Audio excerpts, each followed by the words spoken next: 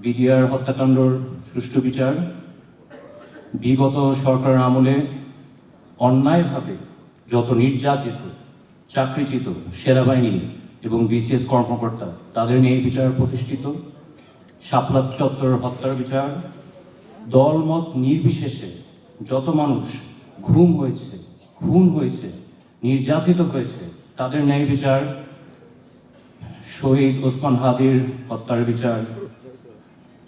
আসলে বলতে গেলে তো শেষ হবে না। Frankly speaking with due respect, আমার মতামতে আমার মনে হয় না আজকে এই বিষয়ে চেয়ারম্যানের কিছু বলার প্রয়োজন আছে, কারণ আমরা জানি রেসপেক্টেবল চেয়ারম্যানের যখন সুযোগ হবে তিনি এই সব হত্যার বিচার করবেন।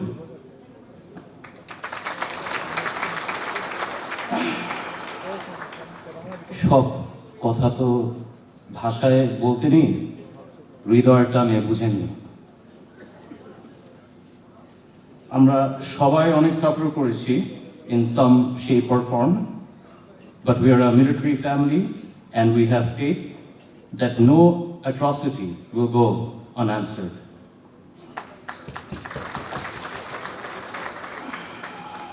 এখন একটা খুব ক্রিটিক্যাল একটা সময়, সামনে আমাদের অনেক চ্যালেঞ্জেস এবং অবস্টিকলস আছে, ইনশাআল্লাহ আমরা সব ওভারকাম করব।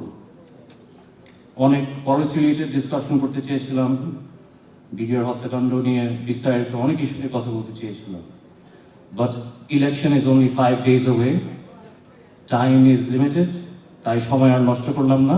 Thank you. বাংলাদেশ জিন্দাবাদ।